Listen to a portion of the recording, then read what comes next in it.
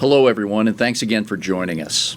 I look forward to sharing our July container volume data and additional perspective in a few moments, but allow me first to touch base on a few developments.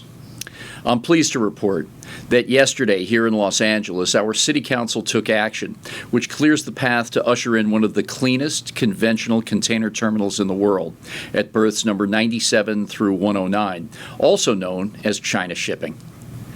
I'm extremely grateful for the vision and leadership of the City Council, particularly Council President Nuri Martinez and 15th District Councilman Joe Buscaino. As a brief recap, when I became executive director at the Port of Los Angeles in the summer of 2014, staff brought to my attention the languishing compliance with 10 of the 52 mitigation and lease measures in the 2008 China Shipping Expansion Environmental Impact Report.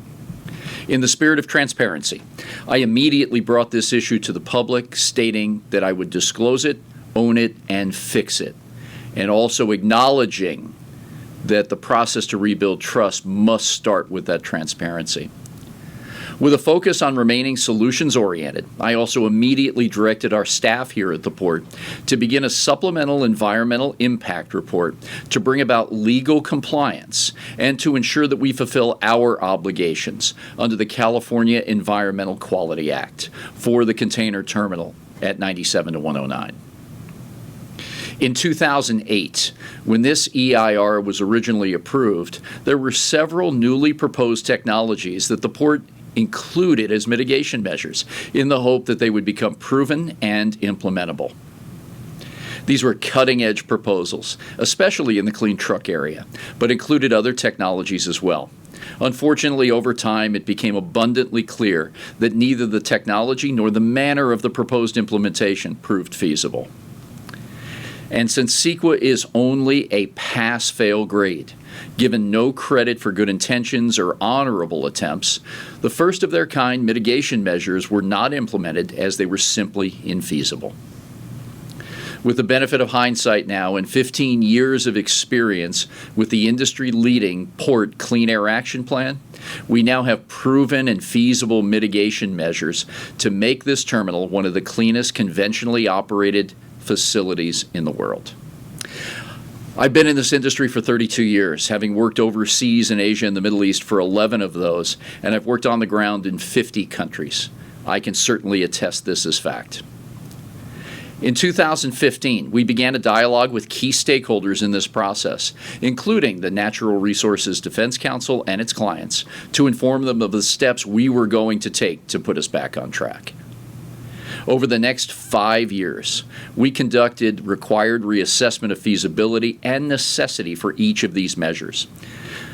And when they're not implemented, we looked at very close responses from many important comments in the public domain.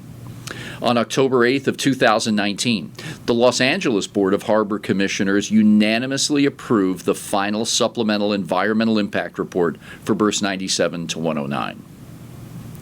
After our Board of Harbor Commissioners approved the certification of this final SEIR, several stakeholders appealed the decision, and on Wednesday, the Los Angeles City Council certified this supplemental environmental document and denied all appeals. I commend the Los Angeles City Council for acting on this important issue, allowing us to return to compliance. Wednesday's vote moves the ball forward to protect jobs, supporting our local economy, and having one of the cleanest conventional non-automated facilities anywhere in the world. Shifting gears, I'd like to now share some great news with you. The Port of Los Angeles and the California Manufacturing and Technology Association this week formed a partnership designed to meet two objectives. First, the agreement will assist in managing and streamlining the supply and provision of personal protective equipment during the current COVID-19 pandemic. Additionally, the Memorandum of Understanding also calls for a greater cooperation between the CMTA and the Port of Los Angeles on promoting exports of our manufactured goods made right here in California by the CMTA members. This partnership is an example of how the public and private sectors can work together to make a real difference during this global health crisis. I'm also grateful to the CMTA for its willingness to team up and keep the PPE supply chain moving, as well as explore export opportunities critical to rebuilding California's economy. I'd like to ask CMTA President and friend Lance Hastings to join us and provide brief remarks about this new partnership. Lance, thank you for joining us. Thank you very much, Gene. Really appreciate the opportunity to share our view of this very important memorandum of understanding that we've agreed to and we're going to work toward. And I think it really comes down to the fact of protecting the supply chain, often an unsung hero in the manufacturing sector. People tend to think that items just happen to materialize at the factory and then show up at the stores, when in fact there's a very international supply chain that's necessary to make all of that happen. So us working together is going to help ensure that for our members, which we're very happy about and looking forward to, many months of success ahead, particularly on the PPE initiative, which is an immediate requirement right now in the state of California. And I'm confident that our partnership is really going to help us, meet that need and really serve California well. Great, thanks, Lance. And a couple of other credits must go out. On the CMTA side, Gino DeCaro, and here at the port, David Libatique and Aveen Sharma for really getting us to the finish line on the MOU, but more importantly, the sincere and constant discussion to see how we can help our companies and our state. Thank you, Lance. I'd like to now introduce the port's Chief of Public Safety and Emergency Management, Tom Gazy, for some brief remarks.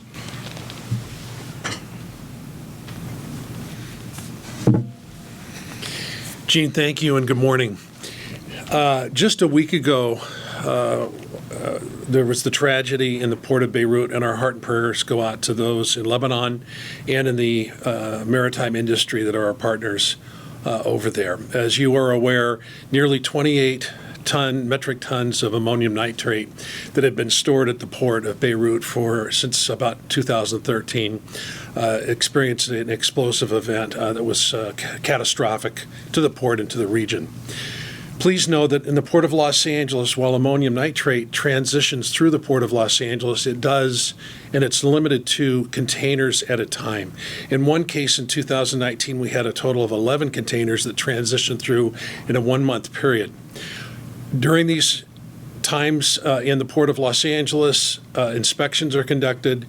It's regulated highly by the U.S. Coast Guard, Customs Border Protection, Department of Transportation, Cal OSHA, and others. It's limited in its time and dwelling in the Port of Los Angeles to hours at a time. There is no storage, warehousing, or production of those of ammonium nitrate here in Los Angeles or in the port.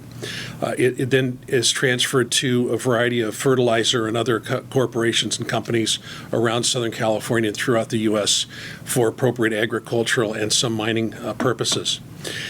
On another note, we are conducting COVID testing throughout the port complex with our labor partners, terminal operators, public safety, and others at no cost. We've done this in July, and we intend to do this again in September. We've had very limited impacts in terms of COVID here in the Port of Los Angeles, a total of 14 cases involving our own Harbor Department employees. Thankfully, none of those cases were serious, and while a couple are still active, all have recovered successfully.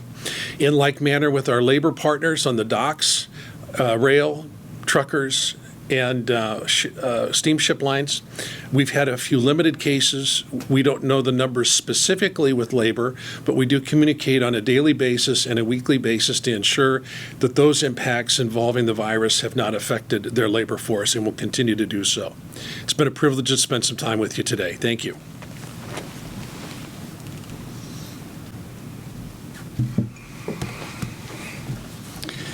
Thank you, Chief Gazy, for that always timely update. Now, turning to the July volume. For the month of July, the Port of Los Angeles moved 856,389 TEUs. That's about 6% down year over year for the month, and that brings us with a 7-month total to more than 4.6 million TEUs, which is down 15% year over year. A slight improvement from my report to you last month. The July volumes were good. Seventh best month in our 114-year history here at the Port of Los Angeles. Also showing a 24% increase versus the month of June. Second best July overall compared to just our performance in last year of 2019, attributed mainly to some replenishment through our omni-channel distribution system, our warehouses, and our retail marketplaces. There were fewer canceled sailings, only 2 in July and 1 in August now is planned, none for September just yet. We also entertained 11 ad hoc or unscheduled sailings, which was a good sign for the month of July. And as I mentioned, through the first 7 months of the year, we're still tracking down about 15%, and we have shaved off a few percentage points of our declines year over year with that performance in July. Breaking it down just a little bit further, imports were encouraging, down only 4.3% for the month, yielding a result thus far through 7 months of being down 12%. Imports, unfortunately, continue a trend, being down 10 of the last 11 months. Exports continued their dismal performance, down 21% for the month of July at more than 126,000 TEUs, and we're tracking down 18% through the first 7 months. Exports have been down 20 of the last 21 months, mainly on the heels of trade tensions with China and other policies.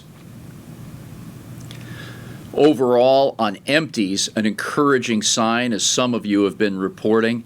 We moved about the same amount of empties back to Asia that we did last July. Again, that month was very strong for us as well. And overall, we're down on empties 18.7%. So these recent months of June and July, trending with stronger empty returns, are signaling a modest uptick in expected imports from Asia to the Port of Los Angeles. And overall, 11 straight months of declines in total volume. The record, the dubious record, is 15 consecutive months during the recession of 08 and 09. And it's not a record we want to break. So I know that Mike DiBernardo, Eric Harris, and so many others are out chasing every container. Encouraging on the labor side, we've had 4 consecutive weeks of more than 40,000 labor shifts of longshore men and women out on the job. We also had our best week in week 33 in exactly 1 year with the number of labor shifts out there on the docks working the cargo.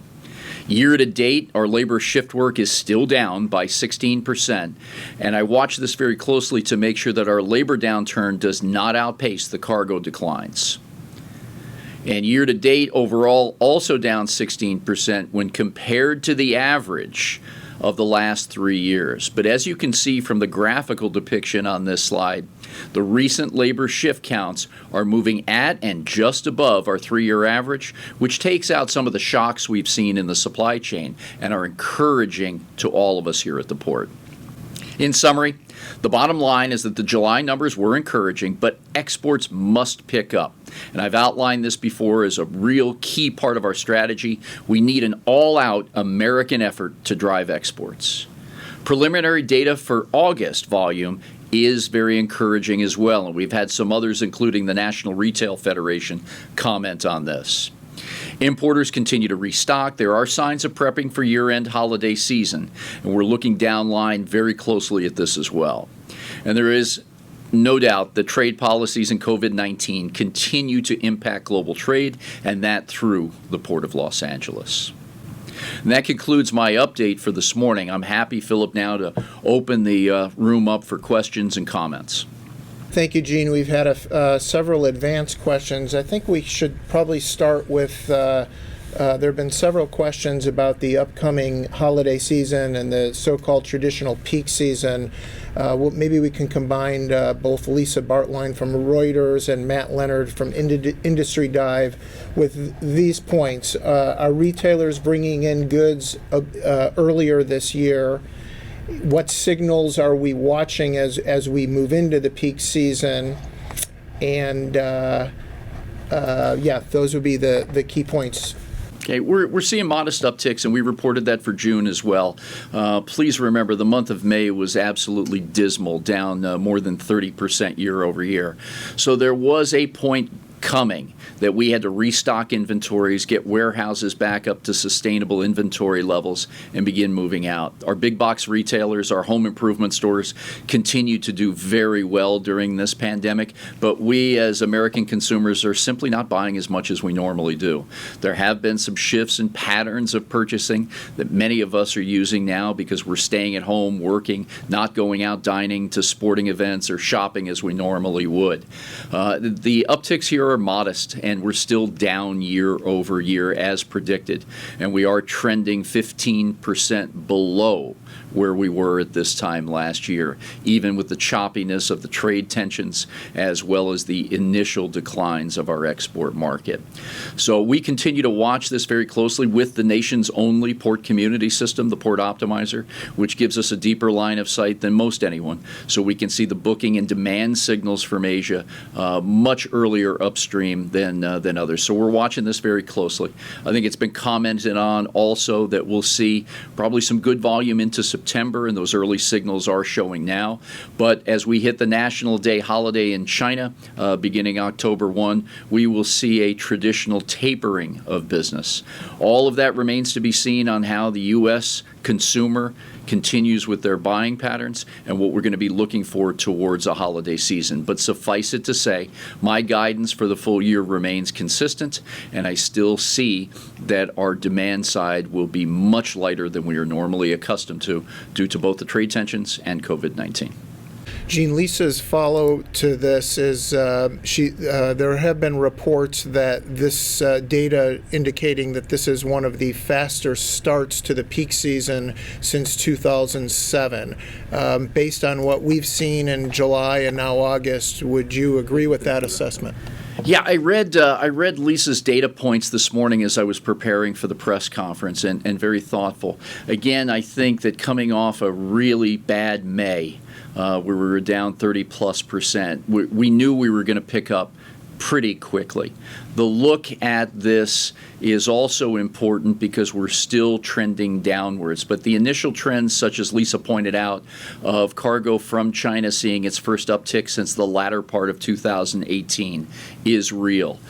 Some of the work around PPE is slowing in my estimation as Chief Logistics Officer for the City of Los Angeles because the factory simply cannot keep pace with the demand here in the United States, especially items such as the nitrile exam gloves and the isolation gowns that our medical experts and healthcare providers need so desperately to care for our COVID-19 patients. So I don't see that as much as policy or reshoring of manufacturing, but a sheer drawdown on the inventory and manufacturing capability that we have worldwide. But great questions and a lot of thoughtful data. I appreciate you sharing that with us, Lisa. Very good. Thank you, Gene. From Dan Ronan at Transports Topics, do we see any relief on the export side, especially with relations with China and the state of the tariffs imposed by the Trump administration? No, I don't. The Phase 1 trade deal set lofty expectations for purchases that had not been witnessed by American agriculture producers ever in the United States. What we've seen so far is a requirement to buy $36 billion worth of goods, and we may edge our way towards $10 billion. In talking to one of the experts in this area, Scott Sigmund of the Illinois Soybean Association just this morning, prices were up a little bit. There may be an opportunity to buy, but we've got so much to catch up on in the back half of this year, even taking into account the next round of traditional harvest seasons. I do know that there was a substantial cancellation of a Brazilian soybean crop, but we've got so much more to do here. We'll also be attending the U.S. Soy global trade program here on the 26th of August to work with specialty grain folks, soy producers, and buyers from overseas markets in an all-out push, as I said, an all-out American push to drive exports from the United States, reconnect our farmers with their overseas markets, and find emerging customers that we can work with as well. So this has got to be a piece of work and effort effort that takes the combination of service providers, policymakers, the American farmer, manufacturer, the automotive companies, as I've outlined in previous discussions with the journalist community. We've got much more work to do. It's part of our strategic plan here at the Port of Los Angeles, and we've got to see some momentum, but the numbers sure are not indicating that just yet. From Stas Margaronis, American Journal of Transportation, media reports say that California ports, including LA, have seen a shift in more container business from Asia coming to California due to faster transport times. This is resulting in California ports taking some business back from U.S. East and Gulf ports. Do you see evidence of this trend? No, I see no evidence. In fact, based on Lisa's stats that she sent over to us, U.S. imports declined by about 3% and change in the month of July. We declined by more than 4%, so we are not making up market share. But this has been a drive of mine since I stepped into the Port of Los Angeles more than 6 years ago in trying to create a program that will help entice both imports and exports through this gateway and bring back some of the market share. We've got a long way to go. And as I've mentioned before, we put a coalition of West Coast business interests together to answer the question of competitiveness, focused on operations, our finances, as well as our policies and how to get alignment there. So we've still got a lot of work to do. I think much of the early success is going to hinge on the export market. And as I mentioned, we've got all-out plans in that area, but we need a full-on American export program. A follow-up from Stas, a group of California maritime stakeholders have written to the California legislature complaining that the high cost of doing business at California ports has resulted in a loss of business to U.S. Gulf and East Coast ports. They cite the high cost of clean air mandates as one example. Is the Port of LA considering revising its Clean Air Action Plan in response to the concern of these stakeholders? In short order, no. We are not rolling back on any of our environmental commitments. Since we implemented the first ever Clean Air Action Plan and Clean Truck Program, predating me back in 2005 and 2006, we've reduced truck diesel particulate matter by 96%. Nitrogen oxide by 60%, and sulfur oxide by 98%, all by growing cargo and jobs here at the Port of Los Angeles. Not to the pace I would like, but still, we have shown that great effort in reducing emissions and attempting to remain competitive in the marketplace. So no, we are not going to roll back anything, and I think yesterday was a testament to that. With China shipping, we have brought forward feasible mitigation measures, and with the use of the second iteration of the Clean Air Action Plan and Clean Truck Program, those are where we go for the moonshots. And the resolved statements from the mayors of Long Beach and Los Angeles to get to a zero emissions terminal operating port by the year 2030 and a zero emissions heavy duty truck port by the year 2035, 2035, underscore just that statement. Next question is from Greg Holt from S&P Global Platts. Is a shortage of trans-Pacific container ship capacity affecting LA port volumes? No, what's affecting the LA port volumes, as we've outlined and been consistent with, the response to COVID-19. We're not shopping as much as we normally do. Demand is down. And the unfortunate trade tensions that have been lingering now since 2018 between the United States and China. We're going to see ups and downs in the Trans-Pacific market, trying to recoup the volume that was lost from earlier this year by adding these ad hoc or additional vessels, putting more cargo on ships as demand signals continue to increase, is all part of what we expected. Again, most of our intelligence coming from the Port Optimizer and the great network of business partners we have in the supply chain. But realistically speaking, you may remember at the height of the trade tensions and the scare tactics of individual milestones for tariffs to be put in place, we moved 952,000 TEUs in October of that year. And realistically speaking, it was a physical impossibility because most of it was import driven. And that is the complexity that we face today. We have a natural imbalance of imports versus exports, only exacerbated now by these trade policies. And as we try to replenish our inventory on the American distribution side, we're seeing those continued declines on the export business. So that puts rail cars out of balance, engine power, crewing. Our trucks are hauling one-way freight. And in addition to that, we're trying to move around a dislocated chassis pool that must be fixed, whether it be from preventative maintenance to quick repairs by our longshore labor mechanics to getting the chassis at the right location at the right time. All of that is hurt by this greater imbalance because of the swings in trade, some of them self-inflicted by the American policy. Bill Mongaluzzo, Journal of Commerce. Carriers and NVOs say imports of personal protective equipment and furnishings for home offices contributed to increased imports in July. What do the port's numbers show? Also, imports from China were strong last month. Do we anticipate that imports from China will remain strong through August? Yeah, Bill, you know, is our commitment. We don't look inside the container. That privacy with the importer of record has always been sacrosanct, so we'll continue that way. We do rely on the industry observers and peers in particular to look at these trends in an aftermarket concept, as we normally do. But it would make sense that folks are trying to buy more products that will go into the homes. Many of us are working from home today. We have a little bit more time on our hands because we're not commuting. We're not going to sporting events or ball games, obviously, and we may have a little bit more discretionary income. In fact, just this week it was reported, I believe on CNBC, that our savings accounts continue to grow because we are not spending as much as we normally do, and that spend can be redirected into other areas. So we'll continue to watch the trends very closely, but in an aftermarket approach, so as we don't break that commitment to our importers. Matt Leonard from Industry Dive is asking about trucking spot rates, which are high now, and there have been reports of rail congestion on the West Coast. Have we seen any shift in how shippers are moving cargo out of the port? No, and again, the port has been moving fluidly. Chief Gazy flies a drone at least once a week around the port complex from a public safety perspective to make sure that we're following all instruction from our allied agencies, the U.S. Coast Guard and many others.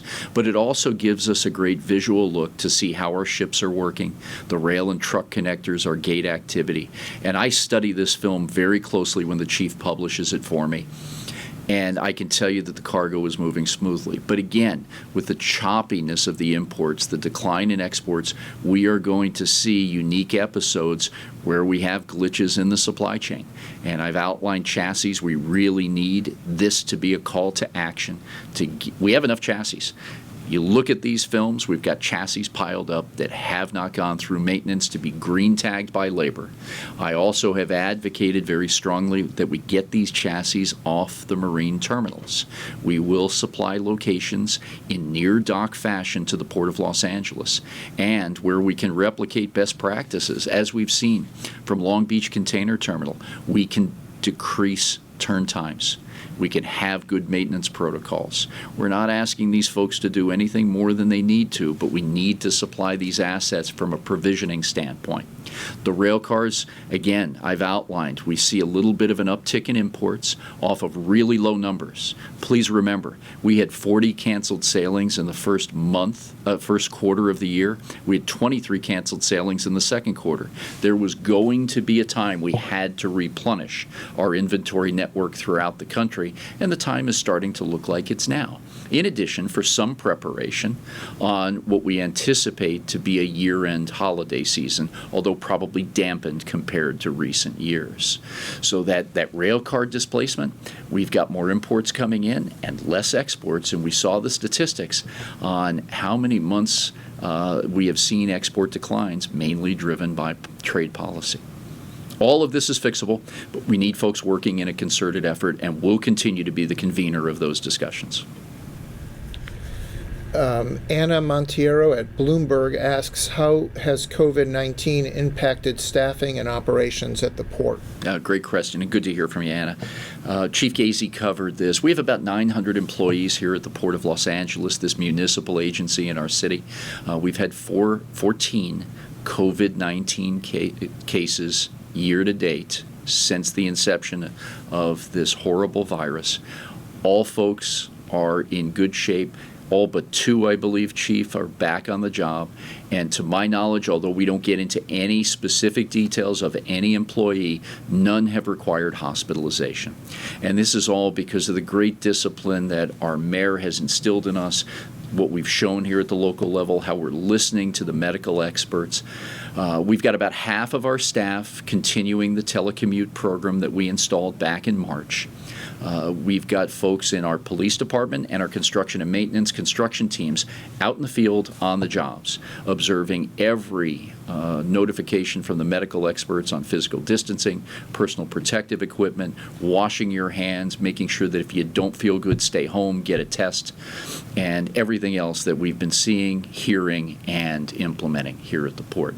We have not missed any labor shifts of work thanks to the great efforts of the leadership of the ILWU and the rank and file men and women in those organizations, and specific credit to Ramon Ponce de Leon, Mike Padu, and Danny Miranda here, the 3 local presidents of the ILWU, for continuing to work so diligently in partnership with the city on this effort. So again, we're only as good as each day comes, but we'll continue to instill this discipline in all that we work with. I believe this question is from the LA Business Journal. Port of Long Beach staff is recommending the implementation of the clean truck rate not start until 2021 due to the ongoing impacts of COVID-19 on cargo volumes. The rate was set to kick in this fall. Can you comment on that? Yeah, one comment I can make is I'm absolutely disappointed that they did not confer with me on this particular notification. This has been an ongoing discussion with the air regulators, our trucking partners, the cargo owners, and it's a polarizing conversation, very difficult.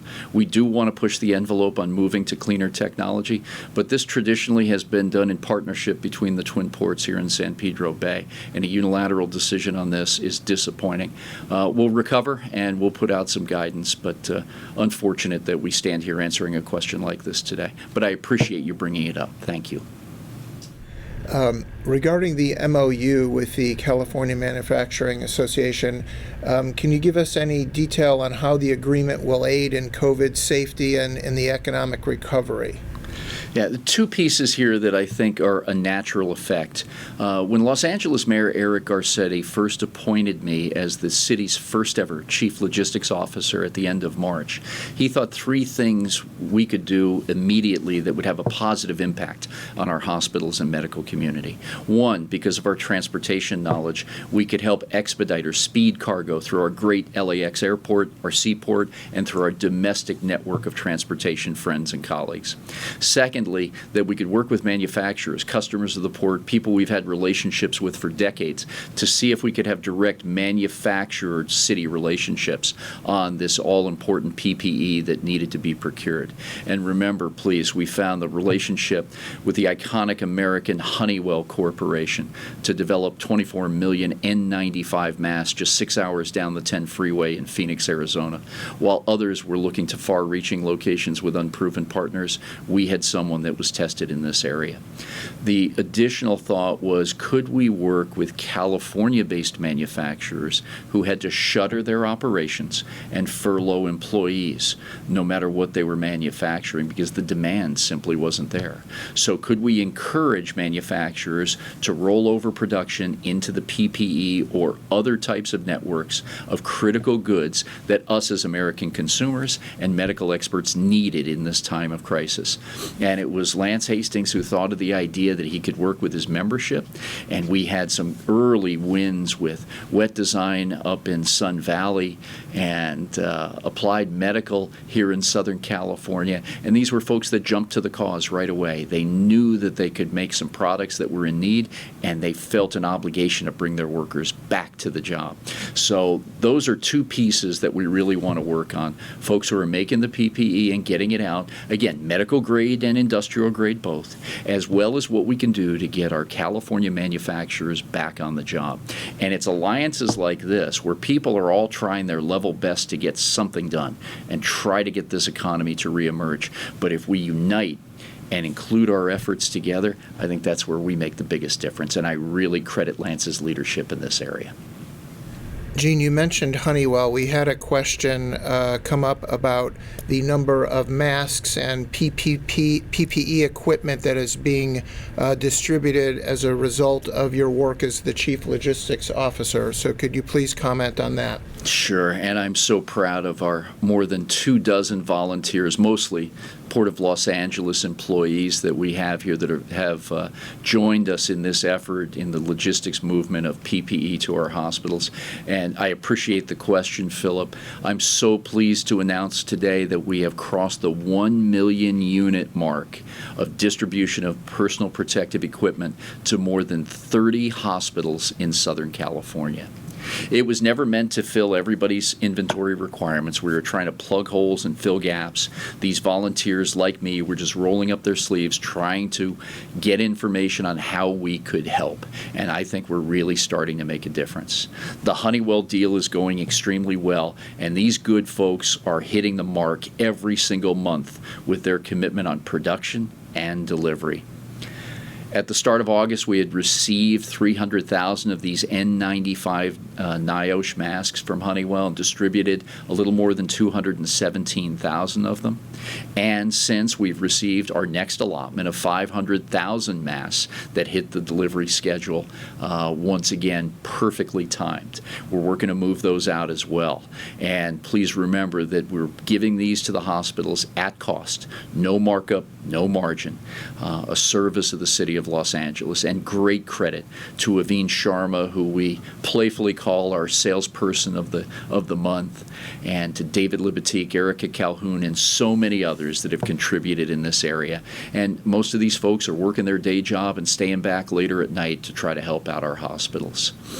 We've also allocated some 30,000 of these N95 masks for what we call the city family, our Los Angeles first responders, police department, fire department, EMS.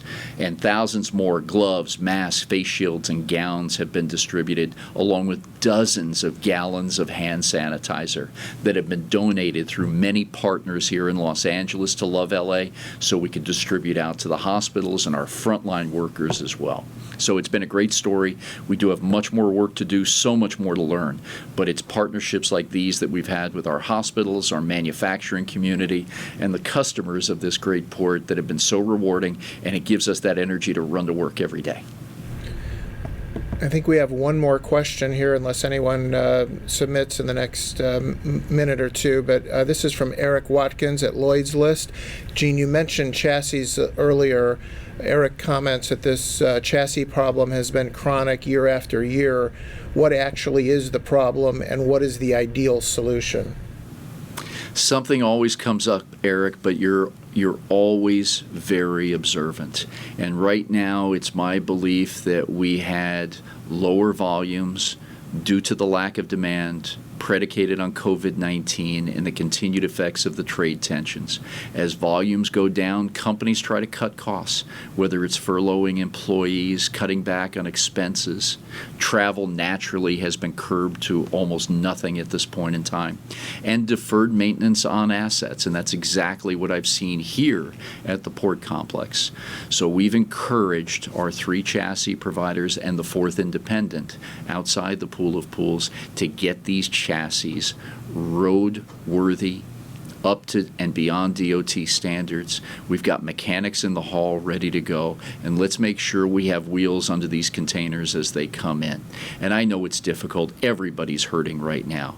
We're not only worried about our own health and safety, we're worried about the health and safety of our companies, our departments, our agencies, and organizations. But this is a call to action. And great credit again, I've mentioned these 2 gentlemen before, Mike DiBernardo and Eric Karras. They're not just out there selling.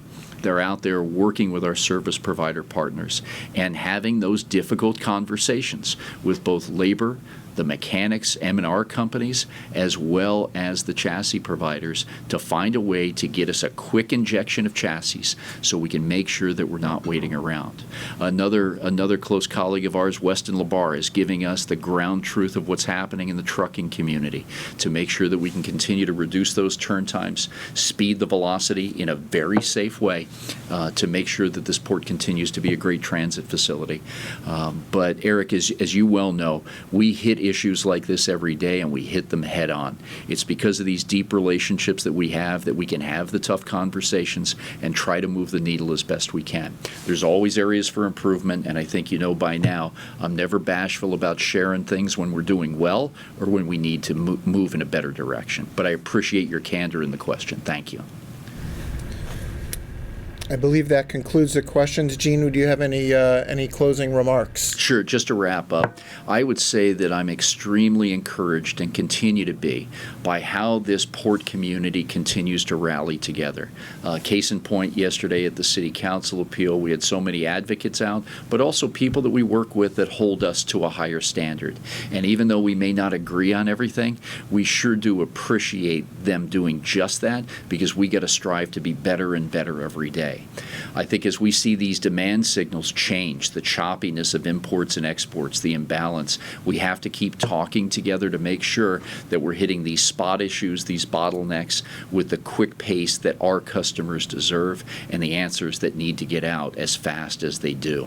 So we'll continue to keep working together with all the activities that happen here at the confluence of the supply chain right here at the Port of Los Angeles. I feel we do have a special duty to make sure that we can convene people and have those conversations. The Supply Chain Optimization Committee, which is really on an ad hoc basis, anytime we want, the volunteers come to us with their advice and suggestions, and we'll keep pushing as hard as we can in those areas too.